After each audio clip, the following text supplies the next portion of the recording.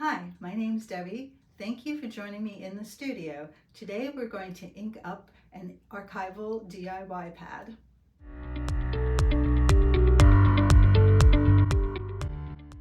We're going to be using our craft sheet, working on the craft sheet because it can get a little bit messy and I'm actually wearing gloves as well. And we're going to ink up this custom Archival DIY ink pad. We're going to make a rainbow today, and I'm going to use vermilion, chrome yellow, and manganese blue. Certain things about inking it up, it's really nice to choose primary colors because you know that they'll blend into each other and create really nice vibrant colors instead of getting mud. So you probably want to use primary colors, or you want to use like colors that are next to each other on the color wheel, analogous colors. So we're just going to take it and open up our Re-Inkers and squeeze a little bit and squeeze out that color onto your pad. And I kind of like to do stripes this way because when I use the ink pads, I usually roll it this way. Although you could actually ink it up the other way, but then you'd have to roll it in this way. So, and another tip about using our archival inks next to each other, you want to use the darker colors in a smaller area, and you want to give your light colors a large area because the dark colors have a tendency to blend into the lighter colors.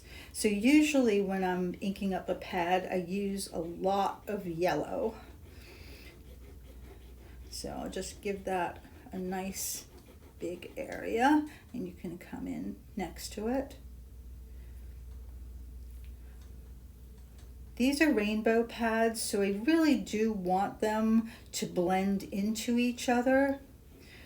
And you can see the progress of how much ink you're putting in by looking at the side of your pad, and you can see how much of the ink has flowed into the pad itself.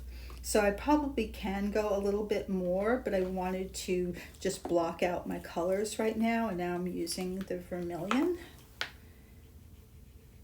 And this is a small little area because the red can overtake other colors. It's very intense. Right now you're going to see like a very delineated line right there. But as you use the pad, and even overnight, it's going to start to soak into each other. The colors will start to meld, and you'll get more of a gradation of a rainbow effect. I can probably go a little bit heavier here. And most of the times, what you want to do with a rainbow or any kind of pad, even if you're re-inking, is to let it sit overnight and use it the next day.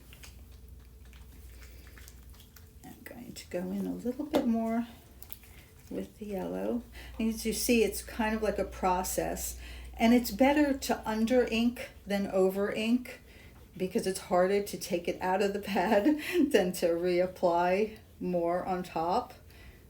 So it is a process. And you can see it going into the pad, seeping in. And what I like to do after I've got the main colors blocked in pretty well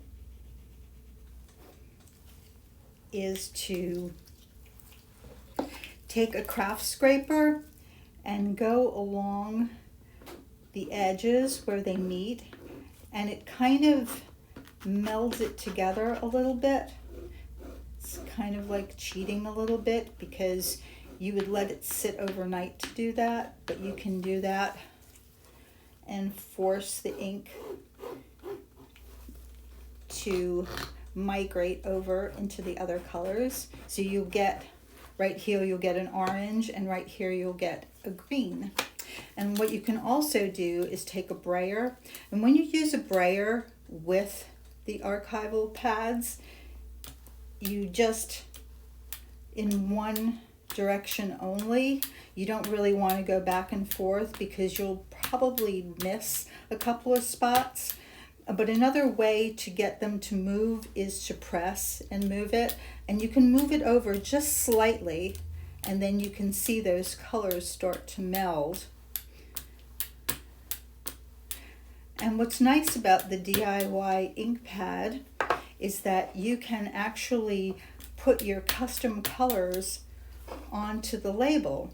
So then visually you'll be able to see, oh, I made this rainbow pad and exactly what colors you have in it. You can actually list that on the background. So I would just go over. It's going to be a little bit messy, but I know that.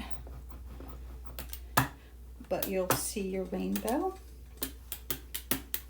And you can keep inking. And don't worry if it goes over on the sides. It's going to do that, and you can angle your brayer a little bit to get the edges.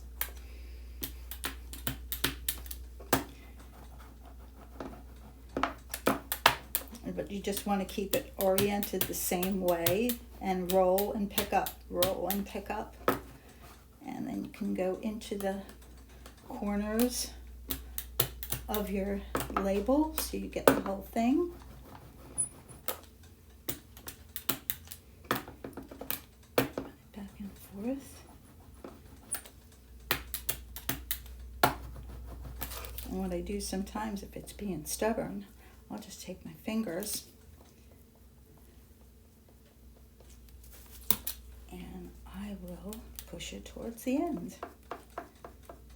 And that way you can see exactly what you have inside the pad. One more time, and there we go. And we have Archival ink cleaner, which is really great. And you can take a little bit of that and wipe it off the edges. And I wanted to show you a little bit of trick about the archival cleaner, which a lot of people don't know. The way it comes out is not scrubbing it. There's a little button inside. You can press this and squeeze a little bit, and you'll get the ink to come out, which is really great. So if you want a little bit of a puddle of ink, which mine is a little bit large, but this way you can use a lot of the cleaner to get the ink off. Just be careful around the edges. And it cleans up really nicely.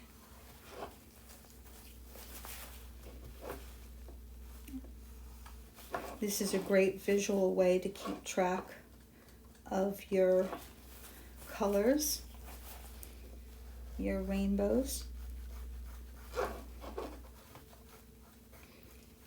And one thing you might want to do that we didn't do in this video is to wait overnight before you brayer out your rainbow on your label, because it will tend to meld a little bit more and it will be a more accurate representation of what you have inside.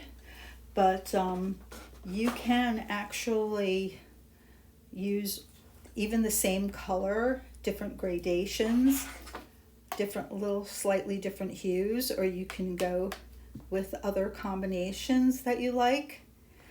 And we're going to have suggestions of color combinations below that you can use. If you'd like to see more tips and techniques using archival inks, just keep watching.